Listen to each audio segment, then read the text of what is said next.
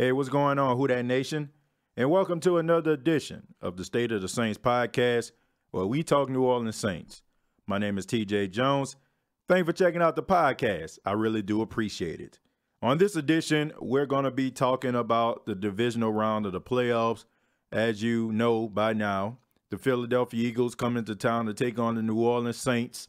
And the New Orleans Saints took on the Philadelphia Eagles earlier in the season in Week 11 and beat them by a score of 48-7. So you have a lot of confident members in the Who Dat Nation. And not only are they confident about this game versus the Philadelphia Eagles, but they're confident that the New Orleans Saints are going to make it all the way to the Super Bowl. Now, that does sound good, man, especially me being a Saints fan my entire life. There's nothing more I would like to see the black and gold back in the Super Bowl once again.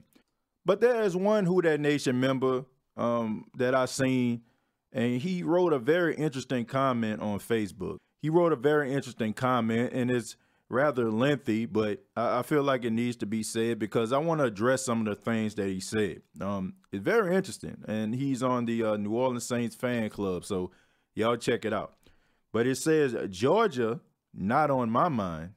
And he says, dear beloved Who Dats, take a deep breath. Las Vegas odds don't mean jack. The Colts have the worst odds in the playoff, and they just won. Okay, now we all can agree that he is right about this, okay? Las Vegas numbers don't mean nothing, okay? Las Vegas, just because they say that your odds are very highly favored to win a Super Bowl don't mean that you're going to the Super Bowl. I will agree on this, and he used the example of the Indianapolis Colts team who started the season off. I think they were like maybe 2-5 or something like that. And all of a sudden they rallied and they got into the playoffs. But the Indianapolis Colts have a future Hall of Famer, in my opinion, in Andrew Luck. He's probably going to be the face of the National Football League once Tom Brady and Aaron Rodgers and Drew Brees leave the game. This guy's going to be the new face of the National Football League. So it's no surprise to me that the Indianapolis Colts are in the playoffs, but he does have an interesting point because Vegas did indeed say that the Indianapolis Colts didn't really have a chance to making it to the postseason. But then he goes on and say, the only thing playoff seeds are good for is positioning on a playoff diagram. Seeds do not make tackles, nor do they make clutch kicks inside of 1 minute to play with the game on the line. Now, that is true. Once again, he hit the nail on the head. They don't do that. But having a high seed does give you a high probability of making it to the big game. According to statisticians, sports statisticians, you have a 53% success rate of making it to the Super Bowl if you are a number one seed. 30 out of the last 56 number one seeds made the postseason. That's right. So if you get an opportunity to be a number one seed, the odds are really strongly in your favor, over 50%. And he says, forget the noise about home stadium advantage. Home field don't mean a thing if you ain't got that swing. I mean, pass rush. If the road team brings the pain early, that home noise can quickly turn into boos, or worse, silence, at which point you suddenly have a home team on their heels trying to regain control. True. I will say that. But when you look at the stats when it comes to Sean Payton and Drew Brees, they are 5-0 at home. The Superdome, everybody talks about it. Not just people that been in a Superdome, not just media people, but players themselves. Michael Irvin, y'all know who Michael Irvin is, right? Hall of Fame wide receiver. Deion Sanders, y'all know him, right? Hall of Fame cornerback. Talks about how it feels to play in the Superdome and how loud it can be. And you can take an opponent out of the game with home field advantage because if they're playing on the offensive side of the ball, crowd noise does play effect.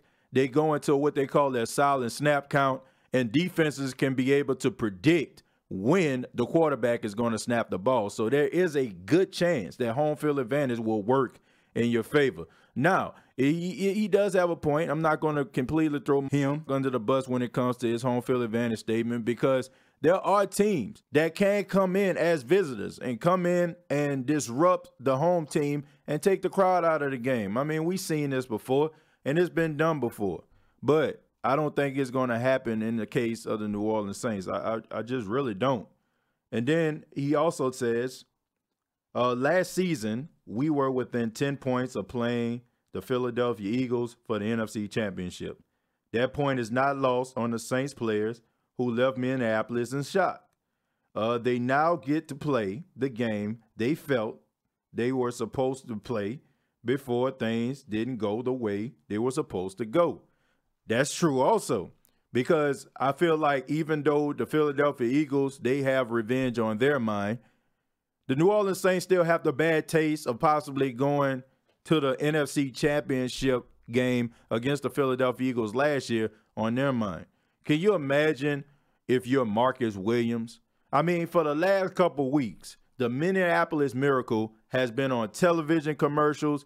It was a part of the opening promo for the game against the Chicago Bears and the Philadelphia Eagles. I mean, honestly, over and over again, you see this play, the play everybody knows about, the play that everybody saw, the play that people made memes about. Can you imagine being Marcus Williams? Can you imagine being the New Orleans Saints, who fought all the way back to take the lead and were 10 seconds away? I mean, honestly, I feel like the Saints also have motivation. I mean, the Eagles have motivation, but the Saints had just as much motivation as the Philadelphia Eagles.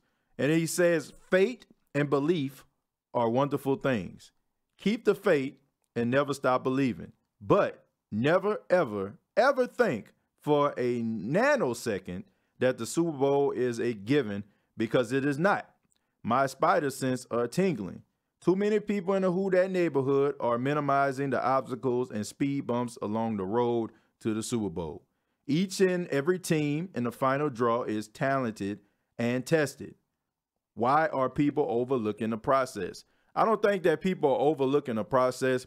I think that a lot of people were upset at how the Saints season ended on last year. A lot of the people in the Who Dat Nation were heartbroken. I know I was one of them, man. I was all over the floor. Oh, man, you could not tell me that the Saints wasn't going to Philadelphia, man. So I think that game left a bad taste in the mouth of the Who Dat Nation. And a lot of people were wondering, will the Saints be able to, gather up some of that magic that they had last year and bring it into this year? And not only did they do that, they exceeded expectations, man. So a lot of people are very excited about on the Saints team, man, them being able to bounce back the way that they did, and not only bounce back, but become a better football team in the process. So I don't think that people are overlooking anybody. I just think that they believe in this Saints football team to go all the way. I mean, that's what I feel.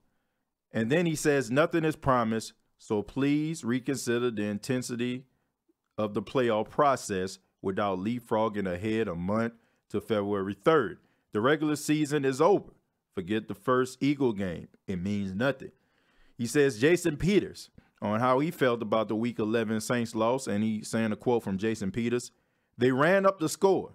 We wanted them again. We got them again. This time, we coming. It's not going to be the same outcome. Now, I agree with Jason Peters on that. And I agree with Mark for putting that quote out there, because it's not going to be the same game. I don't believe it's going to be the same game. I hope that you don't believe it's going to be the same game, because it's not. I mean, this team got slapped in the face, man. This team got romped and stumped. I mean, that was a nationally televised game. I mean, a whole entire country saw the New Orleans Saints put the beat down. As a matter of fact, do y'all know that game got switched over and they showed the West Coast game? That's how bad that it got, man. When commentators start talking about their families and stuff like that, that's when you know it's a blowout. That's what the Saints did to the Philadelphia Eagles. And Jason Peters, who is a all-pro, a future Hall of Fame left tackle, these guys are going to be ready because they're going to have something to prove, and they feel like they got Nick Foles, a guy that led them to the Super Bowl. Believe me, they will have all the belief in themselves that they can get the job done. So the Saints, they need to be ready. And lastly, people need to get your minds right and focus on nothing else but January 13th. Any Super Bowl memes or premature plans for Atlanta post before the week of January 20th are hereby banned, prohibited, and punishable by a Facebook jail sentence of 3 to 15 years. Of course, he's joking about that. But he says, if you want to be the Super Bowl champ, beat the defending Super Bowl champ. No one else should do your dirty work. And there's a quote by John Hendricks. Very, very good comment. Very informative. I think that this person really put in a lot of homework, and I thought it was worth talking about. So shouts out to him. There's a few things that I agree with, some things I didn't, but just take it one game at a time. The Saints do have what it takes to beat the Philadelphia Eagles, but if they look past the Philadelphia Eagles, once again, they'll be sitting on the couch, okay? There will be no Super Bowl. They have to take this team serious, and they have to know that these guys are going to come out there to play, and just because they are the #1 seed, they're not going to lay down for them. I mean, that's just what it is. And tell me what you all think. What do you think about the divisional round of the playoffs? I would love to hear from you. Once again, check out the State of the Saints podcast on YouTube. Go to youtube.com, search the State of the Saints podcast. Also follow the State of the Saints podcast on Facebook. The Facebook page is the State of the Saints podcast. iTunes, Spotify, iHeartRadio.com is where you can find previous episodes of the podcast. Till next time, all I have to say is, who dat?